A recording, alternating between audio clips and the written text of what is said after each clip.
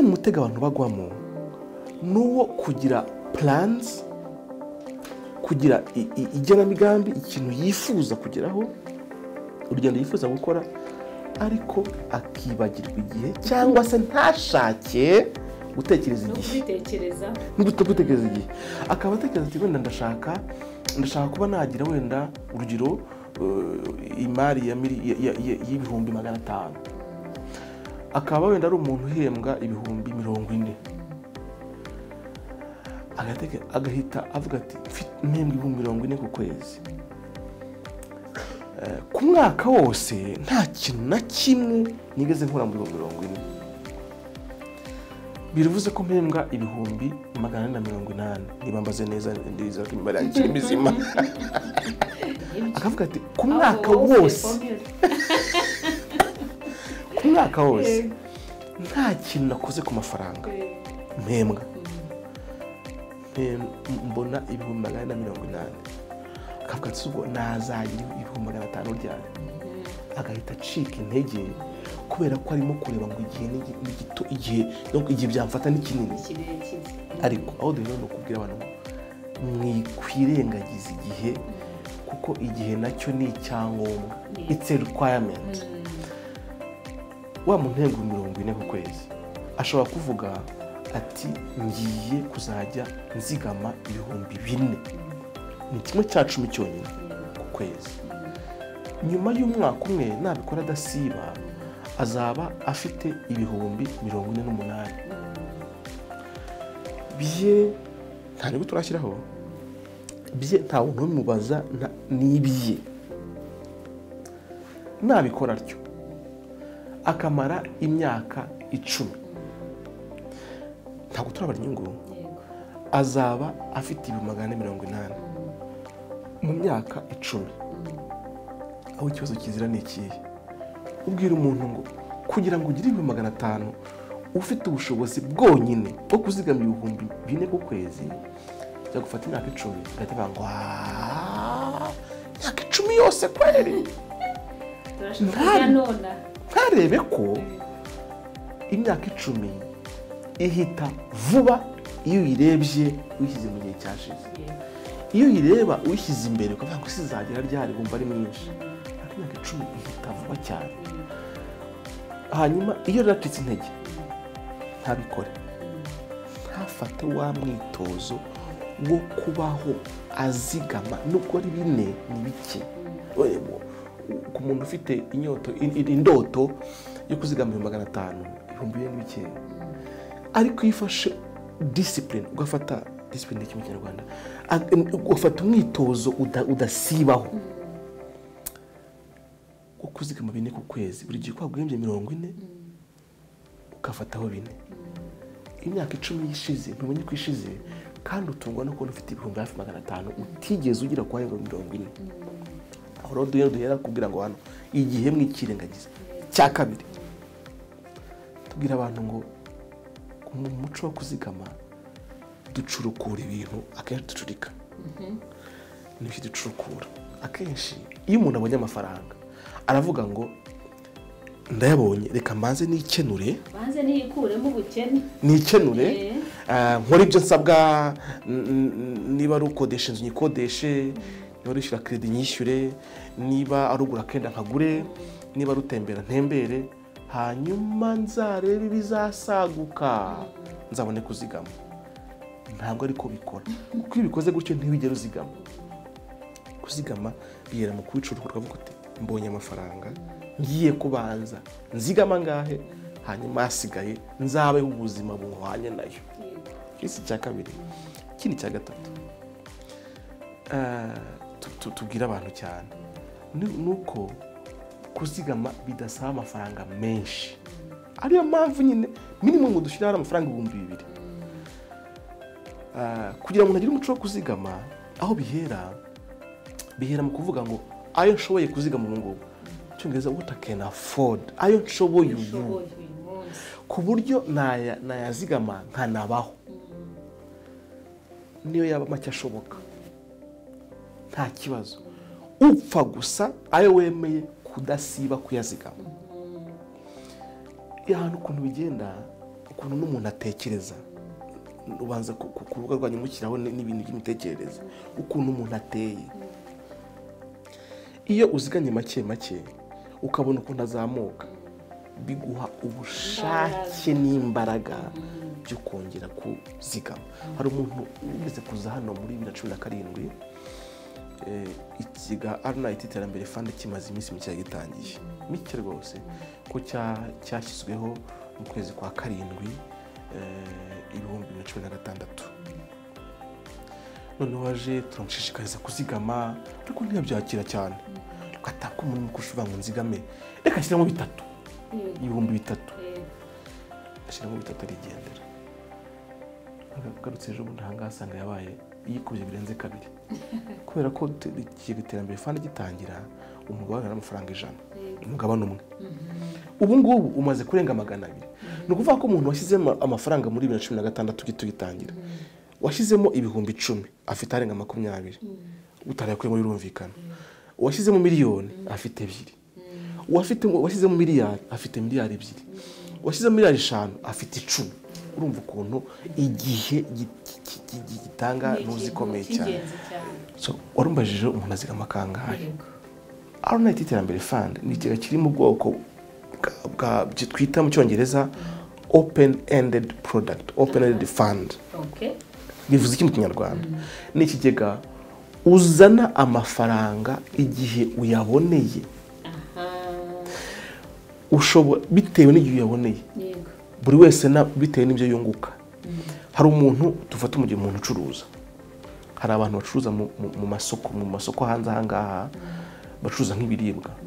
Usanga cyangwa abantu bakora umwuga w'umumotari. Usanga azigama inshuro 5 ku munsi. Yego. Uko yabonye. Kubera ko yabonye. Ugatubiye saa 4 maze gukorera ibihumbi 7. Reka mvanho 3 byohereza akabyohereza. Ukabona buri munsi iminsi yakoze birumvikana azigama kenshi gashoboka. Hari n'undi noneho tuvuge umuhinzi. Urubona amafaranga uko yasaruye akagurisha akagira icyo abona. Kavuga kucyo nabonye reka mfateho kurwuko nabonye reka mfateho ayangaya kiri mu iterambere fund yazigama. Uwo ngo wenda zigama buri gihe cy'isarura. Yego. Hari n'umukozi ukorera umushahara buri kwezi. Uwo nawe kuko abona amafaranga ye buri kwezi asigama buri kwezi. Umuntu ashyiraho bitandukanye bitewe n'igihe aboneye amafaranga. Tukagira n'akandi kantu dushikariza abantu kuko igihe cyose umuntu afite amafaranga usibye ya mafaranga umuntu azigama buri gihe uko abonye revenue, uko abonye amafaranga yinjiye, umuntu tugira n'abantu umuco inama kugira umuco wo gukomeza kuzigama kugira ngo bibe kenshi. Nguye nk'urugero, tufite mpembwa ibihumbi wenda 50 ku kwezi. Naravuze nti nzanya mvanaho 5 bizigame. Ariko nkagira ntya nkabandi nko mu kimina kimina wenda nkatombora nkafata amafaranga. Kubera ko andi mafaranga mbonye nuko nzigama 5 ku kwezi, ayo mafaranga nayo nkagira mvanaho nkazigama. Mbese buri gihe ko umuntu abonye ifaranga agatekereza kwitwera bwa mbere gutwera abandi. Kimwe mu bintu mbona gikomeye Arnite iterambere fund iha abayigana navuga cy'umwihariko ni uburyo bwo kuzigama nabivuzeho, ukabona inyungu ndende utapfa kubona handi. Amafaranga ufite ariyo yose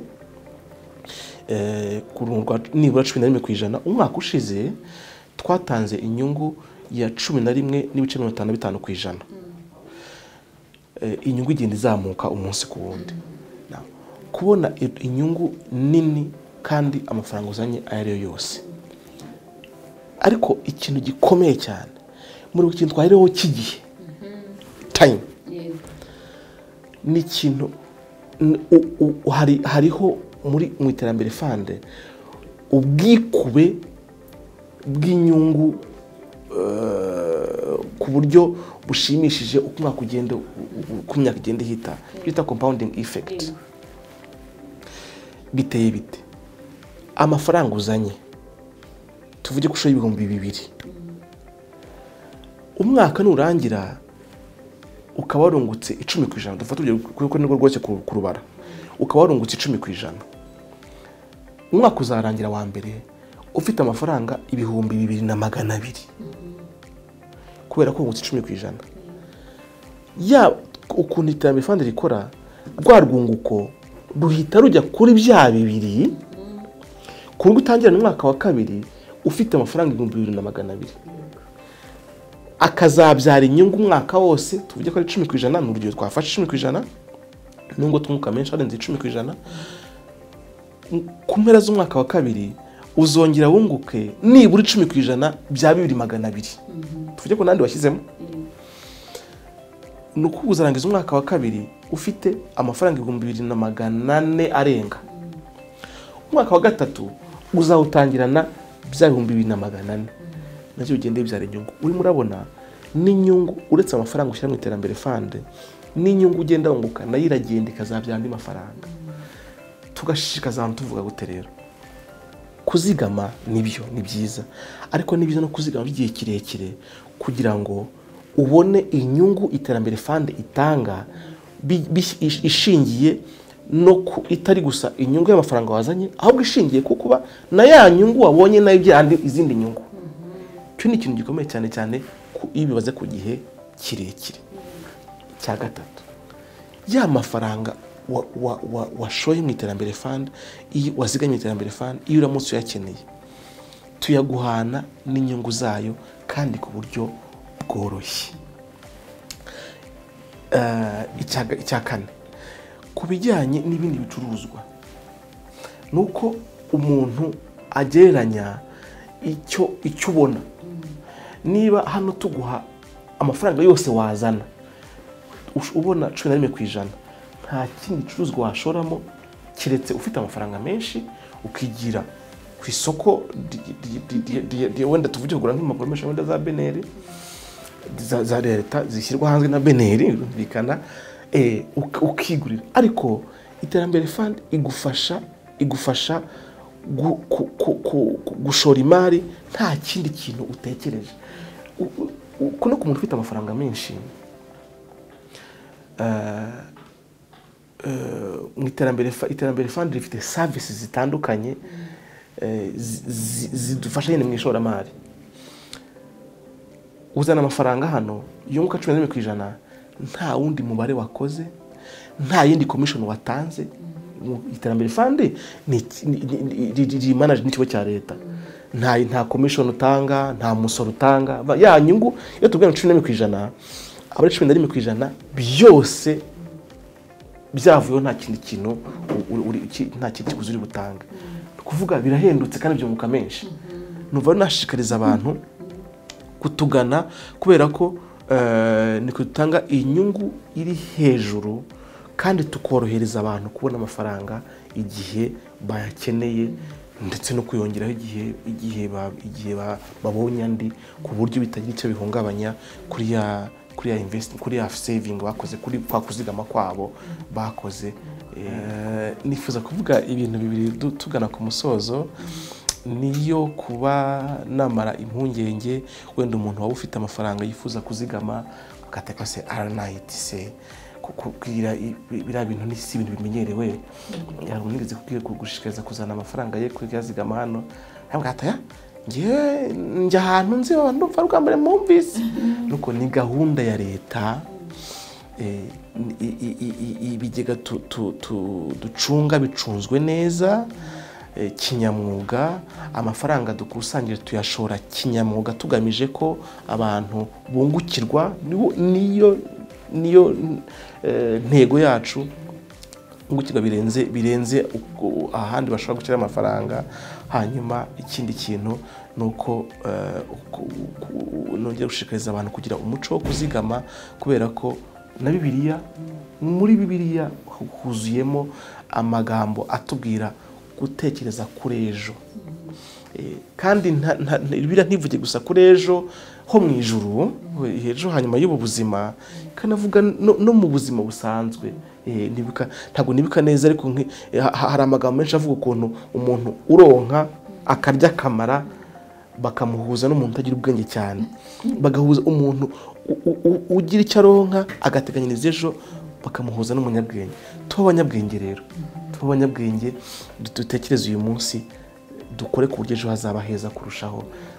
Njya nkunda kubwira abantu ko buriya ibisubizo by'ingorane z'ejo ntabwo biri cyane mu mahirwe nzabona ejo, biri mu buryo mbaho uyu munsi nkora ku buryo ejo icyaba ingorane yaba nzabasha kuyirengeramo neza. Biri mu buryo mbaho uyu munsi mu buryo bw'ubwenge, in a wise way, kugira ngo ejo hazaba heza kurushaho.